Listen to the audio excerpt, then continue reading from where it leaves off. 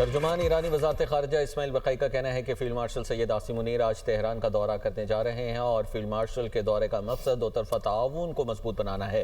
Field marshal Syed Asim Munir Iran کے اعلیٰ حکام سے اہم ملاقاتیں کریں گے۔ فیلڈ مارشل سید عاصم منیر علاقائی امن و سلامتی پر گفتگو کریں گے۔ دورے کا مقصد امن و امان کے لیے پاکستان کی تعمیری کوششوں کو جاری رکھنا ہے۔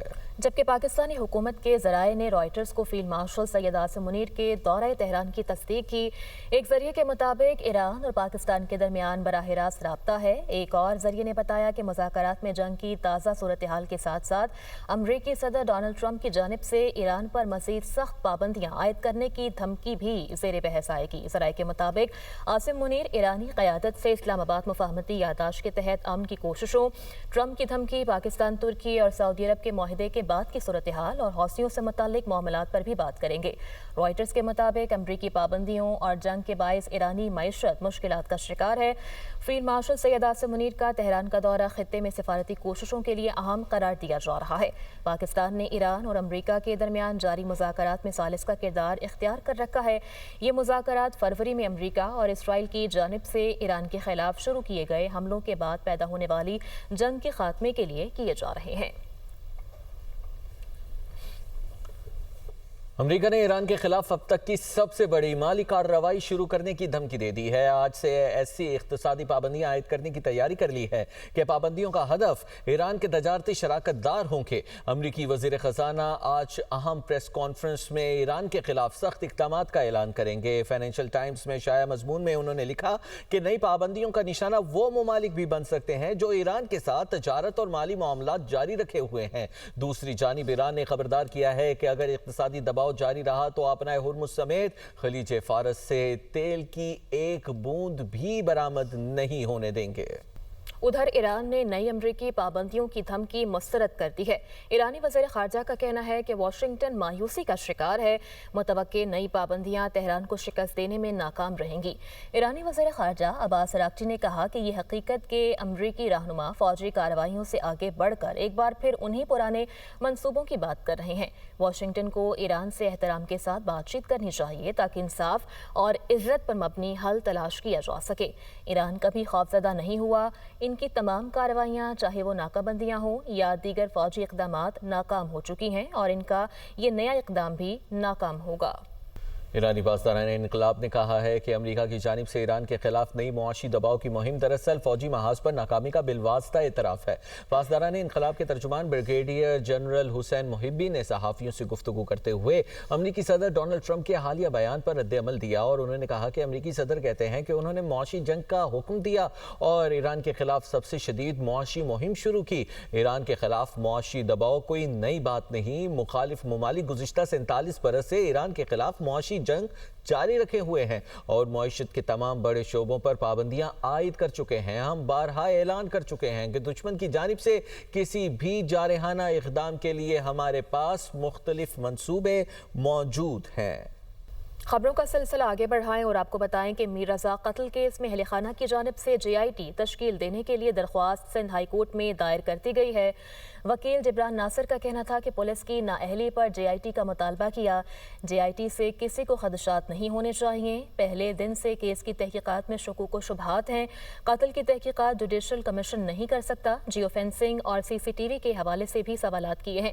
ہم سے CCTV فوٹیج نہیں شیئر کی گئی۔ 25 دن بعد اب کہہ رہے ہیں کہ کیمرے خراب ہیں۔ CCTV میں نظر آنے والی گاڑیوں کی جانچ بھی نہیں کی گئی۔ سوال کیا جائے کہ کیوں ایویڈنس ضائع ہوئے، کیوں ٹائم پہ CSU نہیں پہنچی، کیوں آپ نے CCTV ٹائملی کلیکٹ نہیں کیا جو ضائع ہو گیا ہے، کیوں آپ نے جو فینسنگ نہیں کی، کیوں آپ نے میمو آف سیزرز پراپرلی نہیں بنائے، کیوں آپ نے جب آپ کو ٹائم ملا تھا فورنسک نہیں کروائی، اور کیوں آپ نے سوسائڈ کا نیریٹو پرپیچویٹ کیا۔ 3 گھنٹے کی فوٹیج ہے، باقی 48 گھنٹے کیا ہے ہمیں نہیں پتا۔ اب تو آپ یہ بہانہ کریں گے کہ جی وہ کیمرے خراب تھے۔ یہ کب کر رہے ہیں آپ؟ 25 دن بعد کہ جی کیمرے خراب تھے، یہ ہمیں بتا رہے ہیں۔ مرڈر کیس کی ایکٹیو انویسٹیگیشن ایک جوڈیشل انکوائری نہیں کر سکتی۔ JIT تو نہیں ہے، نئی انویسٹیگیشن ٹیم ہے۔ JIT الگ الگ انویسٹیگیٹنگ ایجنسیز کی ہوتی ہے۔ پولیس کے آپ 12 15 16 بندے بھی شامل کر لیں، وہ JIT نہیں کہلاتی، وہ انویسٹیگیشن ٹیم بھی کہلاتی۔ اگر کوئی شک و شبہات ہے، کوئی ابہام ہے، چونکہ ڈے 1 سے ہم سے تو وہ بات ہی نہیں کر رہے. اس موٹر سائیکل کا آج تک نہیں پتا چل سکا, اس وائٹ آلٹو کا آج تک نہیں پتا چل سکا. کراچی جوڈیشل مجسٹریٹ شرقی کی عدالت میں میر رضا قتل کیس کی سماعت. تفتیشی افسر نے رپورٹ جمع کرانے کے لیے مزید مہلت کی درخواست دائر کر دی. عدالت نے تفتیشی افسر کی درخواست منظور کر لی. 7 سپٹمبر تک رپورٹ جمع کرانے کا حکم دے دیا. تفتیشی افسر کا کہنا تھا کہ موبائل فون اور دیگر اشیاء کی فورینزک رپورٹ آنا باقی ہے. اور کراچی کی سیشن عدالت شرقی میں میر رضا کے بزنس پارٹنر محمد احمد کی درخواست ضمانت پر سماعت ہوئی. عدالت کی جانب سے درخواست گزار محمد احمد کی عبوری ضمانت میں آئندہ سماعت تک توسیع کر دی گئی. وکیل جبران ناصر نے کہا کہ درخواست قابل سماعت نہیں ہے. تفتیشی بولے ہم نے ٹرائل کورٹ سے بھی چالان کے لیے مہلت مانگی ہے. ہمیں 13 اگست کو تفتیش ملی تھی. میر رضا کے موبائل فون اور دیگر سامان فورینسک کے لیے بھیجا گیا ہے. اب تک کسی کو ملزم نہیں بنایا ہے. ممکن ہے کہ فورینسک رپورٹ کے بعد شواہد کی روشنی میں درخواست گزار کو ملزم بنایا جا سکتا ہے. عدالت نے کہا کہ مدعی مقدمہ اور تفتیش کی روشنی میں درخواست گزار ملزم نہیں ہے. مزید کیا اس سماعت کا احوال ہے ہم جانیں گے اپنے نمائندے عبدالحسیب خان سے. جی حسیب. جی بالکل. ایڈیشنل ڈسٹرکٹ اینڈ سیشن عدالت شرقی میں میر رضا قتل کیس میں ان کے بزنس پارٹنر محمد احمد کی درخواست ضمانت کی سماعت ہوئی, جس میں درخواست گزار اور مقتول میر رضا کے اہل خانہ عدالت میں پیش ہوئے.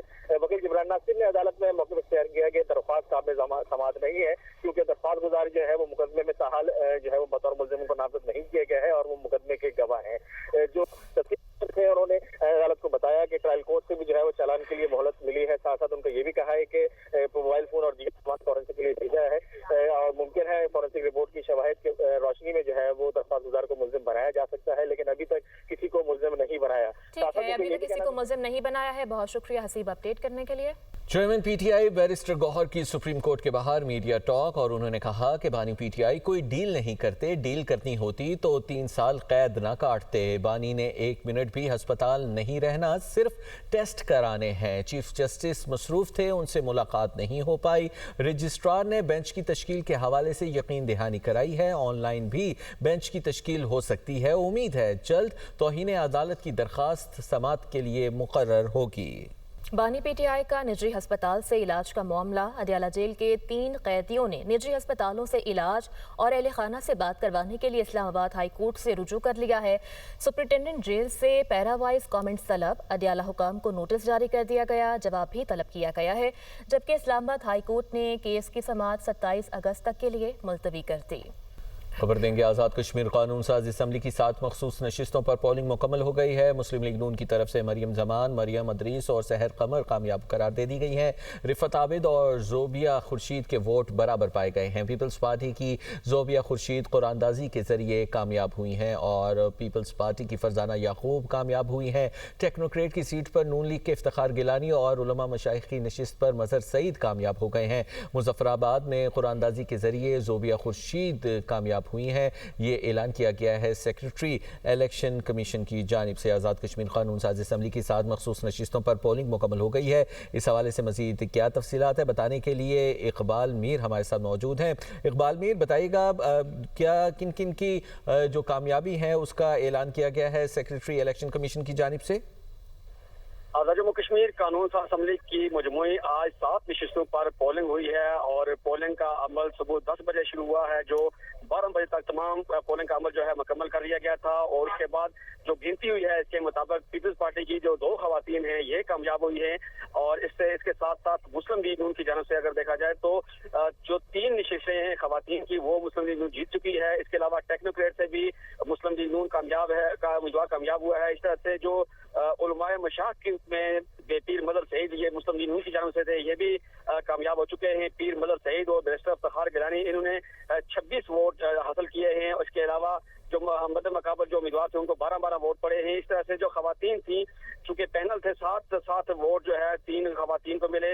اس کے علاوہ جو 2 خواتین تھی جو جن کو 5 ووٹ پڑے تو ان کے درمیان قراندازی ہوئی. قراندازی کے بعد جو ہے زوبیہ خورشید جن کا تعلق پاکستان پیپلز پارٹی سے تھا یہ کامیاب ہوئی ہیں. اور آج چونکہ آزاد جموں کشمیر قانون ساز اسمبلی کا اجلاس بھی 2 بجے جو ہے طلب کیا گیا ہے, جس میں 9 منتخب اراکین جو ہے یہ اپنے عہدے کا حلف اٹھائیں گے. ٹھیک ہے, بہت شکریہ, آپ ہمیں تفصیلات سے آگاہ کر رہے تھے اقبال.